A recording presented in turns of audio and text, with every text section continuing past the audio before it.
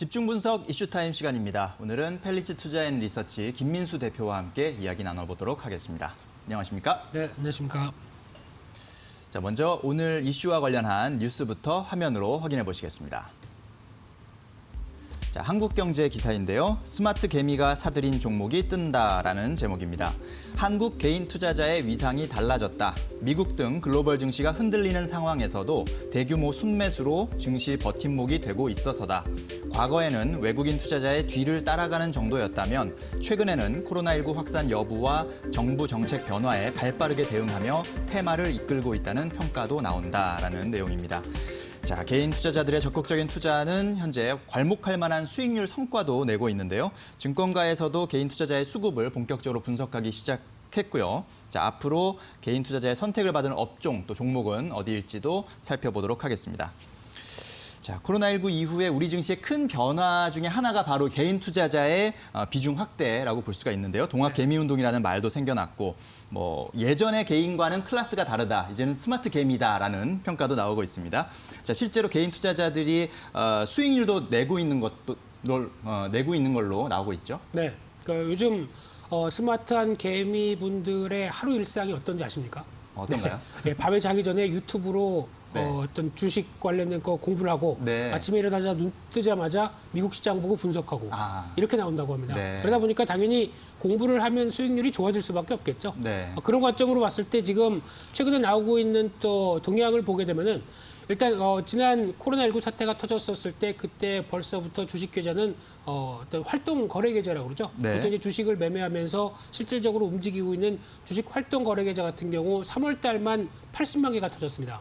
그래서 그때 벌써 3천만 개가 돌파했다고 얘기 나오는 부분들은 우리나라 경제 활동 인구보다 훨씬 더 많죠. 그렇네요. 네. 그러다 보니까 보통 이제 그런 전략을 많이 쓰는 것 같습니다. 지금 단기로는 계좌가 있고 또 중장기로 모아가는 계좌가 있고 뭐 이런 식으로 한 두세 개를 갖고 있고 또 청약하는 계좌가 있고 뭐 이런 식으로 나오다 보니까 또 요즘은 자녀 계좌를 만들어주는 그렇죠. 또 투자자들도 많다고 하더라고요. 많습니다. 네, 그러다 보니까 이런 부분들이 다 같이 연결을 되기 시작하면서 특히 코로나19 사태 어디 갈 데도 없다 보니까 주식을 매매하자라는 관점들이 상당히 높고요.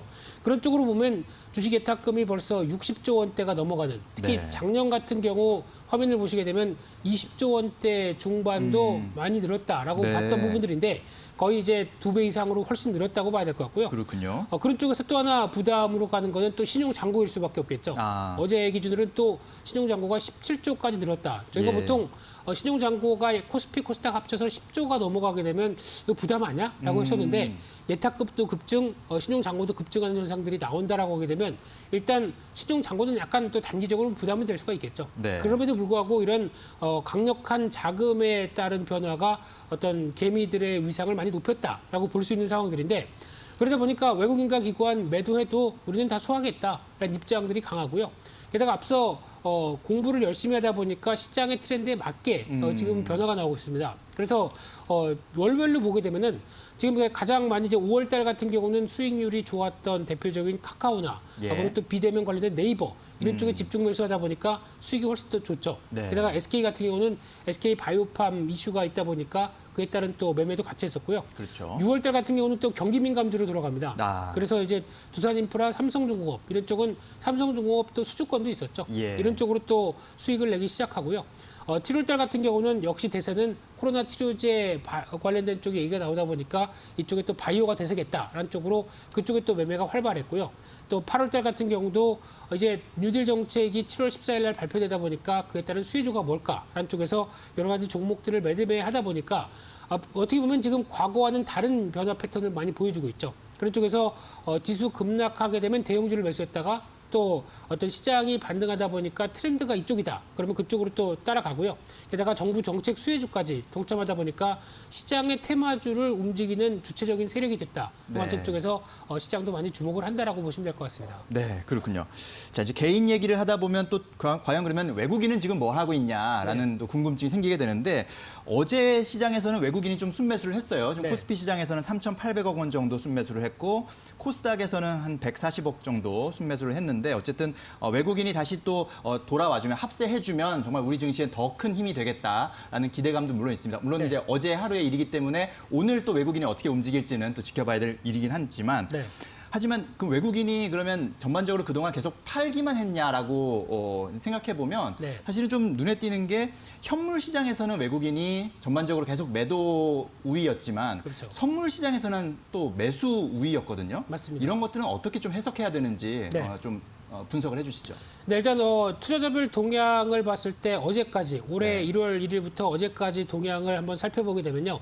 당연히 나오는 얘기겠지만 개인들이 한 43조 원 매수를 했습니다. 코스피 시장은 43조 원, 그리고 코스닥은 11조 원. 그러다 네. 보니까 거의 뭐 50조 원 넘게 매수를 했는데 외국인들은 그와 반대로 당연히 지금 한 27조 원 매도를 했다고 봐야 될 것 같고요. 네. 30조 원이 넘어가다가 최근 들어서 삼성전자 중심의 매수세가 나온다라는 관점 쪽에서 약간 변화는 되는데 좀 더 지켜봐야 되겠죠. 네. 그리고 기관도 마찬가지로 매도가 우위하다. 특히 기관이 매도할 수밖에 없는 이유는 개인들의 전략이라고 봐야 되겠죠.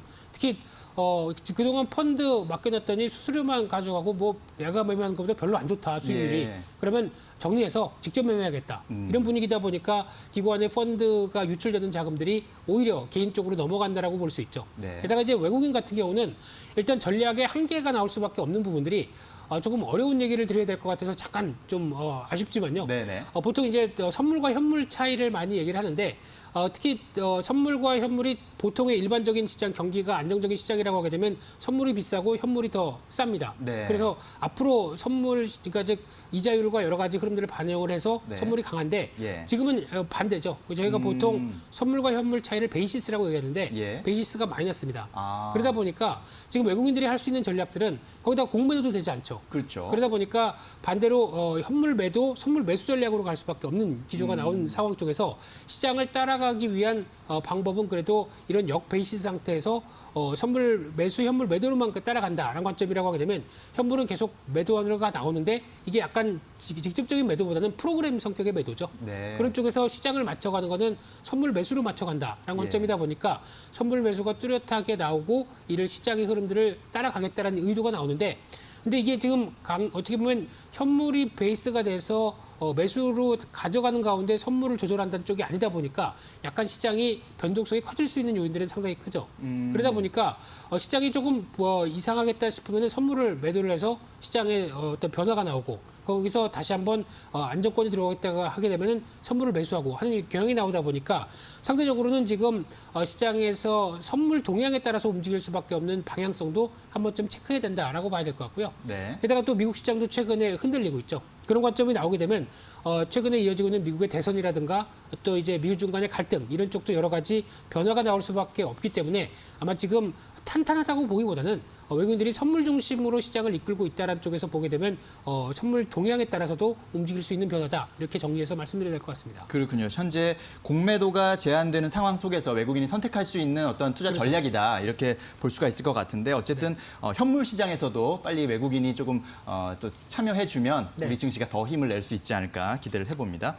자 이제 어쨌든 9월 들어서 조금 미국 증시도 조정을 받았고 우리 네. 증시도 우리 투자자들도 좀 깜짝 놀라면서 많이 고민을 하고 있는 그런 분들이 많아진 것 같아요. 네. 좀 혼란스러운 9월이다라고 볼 수가 있겠는데 자 이런 상황 속에서 개미가 선택하고 있는 업종들 혹은 네. 앞으로 선택할 만한 업종들 어떤 게 있는지 좀 얘기해 주시죠. 네, 일단 9월달 단적으로 어제 수급 동향을 한번 살펴보게 되면요. 네. 개인 순매수 1위는 당연히 카카오 게임즈입니다. 그런 쪽으로 나오면서 네. 특히 카카오 게임즈를 지금 사서 계속 보유한다기보다는 일단 워낙 열기가 뜨거우다 보니까 오늘 사서 만약에 내일 또 상가 간다. 그러면 이제 바로 팔겠다라는 의도가 높지 않을까라는 생각도 살짝 해보는데 이 부분은 좀 더 지켜봐야 될 것 같고요. 예. 그 밖에 종목을 보게 되면 RFHIC, KMW, 5G 쪽에 관심이 있고요. 네. 게다가 또 바이오주 쪽에서 선별적인 종목들과 함께 엔터주의 JYP 엔터도 눈에 띄네요. 이런 쪽도 보여지고 있는데 반대로 또 요즘에 얘기 나오는 뭐 셀트리온 관련된 쪽에 보고서가 부정적이다라는 네. 쪽에서 셀트리온 그룹주라든가 좀 아쉬운 점은 네페스, 테스나 같은 종목들을 매도하는데 이쪽은 지금 삼성전자 관련된 비메모리 반도체의 핵심적인 또 수혜 쪽으로 떠오르죠. 예. 이쪽은 좀 관심이 필요하지 않을까라는 생각은 좀 들고 있는데 이쪽이 매도한다는 부분들이 눈에 띄고요.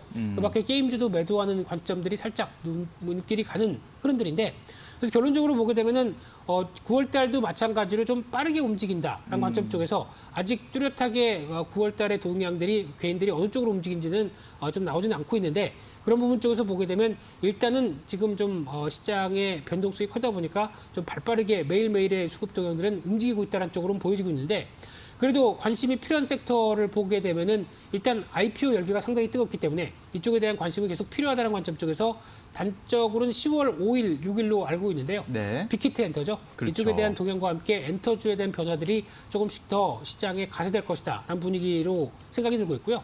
두 번째로는 삼성전자입니다. 네. 이쪽 같은 경우는 일단 앞서 말씀드린 것처럼 비메모리 반도체 육성에 대한 의지가 상당히 크고요. 게다가 스마트폰 판매가 호조를 보이면서 3분기 실적에 대한 기대감이 높습니다. 그러다 보니까 이런 스마트폰 관련주들이 기관도 매수를 들어오고 있더라고요. 그런 쪽에서 보게 되면 일단 단기적으로도 어느 정도 삼성전자 실적과 관련돼서 움직일 수 있는 쪽이기 때문에 관심이 좀 필요한 섹터라고 보여지고 있고요. 네. 또 세 번째로는 친환경차 관련된 얘기들인데 물론 거품이 아니냐 논란도 많습니다만 그중에서 그래도 현대차 중심으로 성과를 내고 있는 업체라든가 특히 어느 정도 빠르게 부품사가 현대차에 맞춘 친환경차와 함께 전환되는 어떤 회사들이 나온다는 쪽이 이쪽이 가장 포인트가 되어야 될 것 같고요. 네. 그보다 먼저 기대감으로 많이 움직였던 종목들은 단순하게 그냥 매매 정도라만 보시면서 길게 가는 종목들은 이번 3분기 실적과 함께 확인이 좀 필요하다라는 쪽에서 계속 주목하셔야 될 것 같고요. 게다가 또 신재생에너지 뉴딜 정책에 대한 기대감이 상당히 많은 흐름들인데 이쪽 같은 경우 일단은 먼저 주인후 필요하다라는 쪽으로 말씀드려보고 싶은 게 이쪽 같은 경우 이제 7월 14일 날 발표가 됐죠. 뉴딜 정책이 발표가 되고 이제 올해 어느 정도 선정 관련된 구체적인 작업이 끝나서 직접적인 자금 집행은 내년부터 이어질 걸로 보여집니다. 그러다 보니까 일단 시장에서 바라보는 부분들은 지금 친환경 관련된 여러 가지 종목들 대표적으로 대기업 관련된 계열사들도 많이 움직인다고 하더라도 여기에 어떤 기반에서 움직이는 매매는 괜찮으시되 길게 끌고 가시겠다는 전략들은 내년의 흐름들을 보고 거기에 같이 맞춰서 어느 정도 자금 집행이 되면서 실질적인 실적의 변화가 나오겠죠. 이런 흐름들도 체크하자라는 쪽도 같이 보셔야 될 것 같습니다. 네, 알겠습니다. 자, 개인 투자자들이 어쨌든 우리 증시에 열심히 참여를 하고 있고 또 특히나 더 고무적인 것은 개인 투자자들이 열심히 공부하고 있다는 것입니다. 실은 그런 부분들이 우리 주식 시장에 참여하는 데 있어서 가장 중요한 부분이다라고 말씀을 드릴 수가 있겠고 외국인들은 또 공매도 제한 속에서 투자 전략을 나름대로 좀 변화를 줘가면서 또 대응하고 있다. 이런 상황에서 우리 개인 투자자들은 앞으로 또 빅히트 엔터테인먼트의 상장이나 또 삼성전자의 실적 개선 흐름, 또 친환경차 확대 패러다임, 또 신재생 에너지와 뉴딜 정책에 대한 기대감 이런 것들에 좀 주목을 하면서 남은 올 한 해를 잘 대비를 해 나가셔야 되겠습니다. 자, 오늘 말씀 잘 들었습니다. 감사합니다. 감사합니다.